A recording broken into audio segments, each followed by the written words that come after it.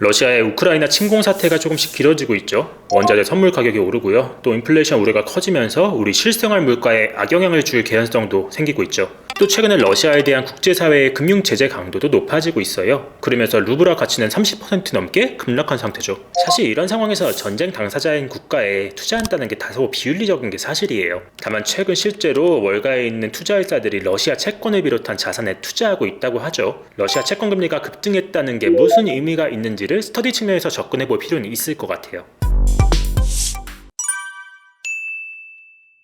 일단 러시아 국채 10년물 수익률은요, 지난 5일 기준 19.89%까지 올랐어요. 채권 수익률이 오른다는 건 그만큼 채권 가격이 하락했다는 걸 의미하는데요. 이 개념을 이해하기 어려우신 분들이 있을 테니까 간단히 정리해 볼게요. 우리가 1만 원을 예금으로 맡긴다고 가정해 봅시다. 연리가 3%라면 1년 뒤엔 1,300원이죠. 5%라면 1,500원, 10%라면 11,000원이고요. 우리가 금리를 흔히 수익률이라 생각하는 게 바로 이 때문이에요. 하지만 금리는 채권에선 정반대의 의미가 됩니다. 왜 그럴까요? 사실 채권의 개념은 예금과 비슷한데요. 정해진 기간이 되면 약속한 돈을 주는 거죠. 만약 여러분이 이표금리 5%에 만원짜리 10년 만기 채권을 한 개 가지고 있다고 해볼게요. 매년 500원씩 이자를 받고요. 만기엔 이자 500원과 원리금 만원을 받게 되죠. 여러분들이 최종적으로 기대할 수 있는 돈은 15,000원이 될 거예요. 근데 여기서 말하는 금리는 오늘의 주제인 채권 수익률은 아니에요. 이건 채권이 채권 시장에서 거래되면서 시장 금리에 영향을 받기 때문인데요. 이걸 예금에 비유하면 이해하시기가 좀 쉬워요. 만약 여러분이 은행에서 5% 이자를 주는 1년짜리 만기 예금에 가입했다고 해볼게요. 근데 갑자기 우리나라 금융시장이 나빠져서 바로 다음날 6% 이자를 주는 상품이 새롭게 출시된 거예요. 당연히 내가 가입한 예금은 5%인데 시장에서 6%를 주니까 그만큼 값어치가 떨어지니 기분은 나빠지겠죠. 채권도 마찬가지예요. 시장 금리가 오르면요, 내가 가지고 있는 채권 자산의 값어치는 떨어집니다. 반대로 시장 금리가 내리면 오히려 내 채권 값어치는 오르죠. 채권 금리와 채권 가격이 반대로 움직인다는 게 바로 이런 의미입니다.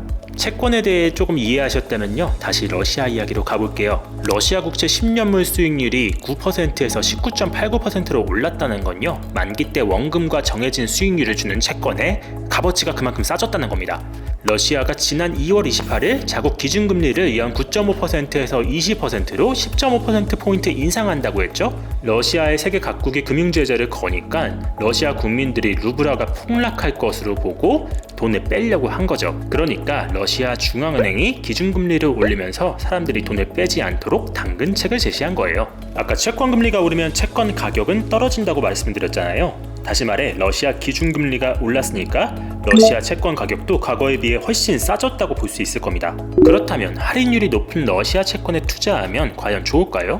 최근 기사들을 보면요, 골드만삭스나 JP모건이 러시아 기업 회사채를 매수하고 있다고 하고요. 또 몇몇 투자회사들도 러시아의 채권을 사고 있다는 말이 나오고 있죠. 이들 투자회사가 러시아 채권을 사는 이유는요, 러시아가 이번 제재로 망하지는 않을 것 같다라고 보는 것 같아요.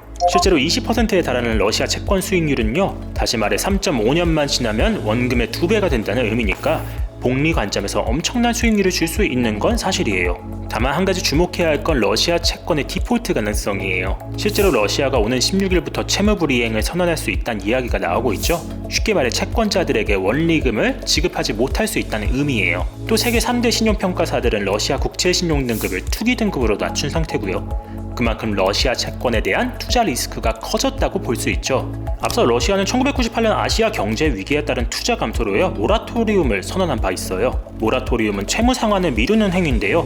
당시 우리나라 정부도 경영 차감 명목으로 러시아 국채를 가지고 있다가 원금의 일부만 상환받았고요. 나머지는 현물과 무기로 받거나 혹은 일부는 상환받지 못했다고 하죠. 결국 러시아 채권에 대한 투자는 이 같은 리스크를 지고서 베팅을 한다고 볼 수 있을 거예요. 이번 내용을 요약하면 이렇습니다. 기관 투자자들이 러시아 채권을 사는 건 높은 이자율에 따른 복리 효과나 나중에 값어치가 올랐을 때의 차익을 노리는 것 같아요. 다만 서방 국가들의 제재가 이어지고 있고요. 전쟁이 장기화하는 만큼 그들이 산 투자 자산의 디폴트 가능성 또한 감내해야겠죠. 혹여 여러분들 가운데 지금 상황에서 러시아 채권에 투자하시려는 분들이 계시다면요, 여러분들이 투자한 자산에 대한 리스크 구조를 분명하게 이해를 하시는 게 좋을 듯합니다.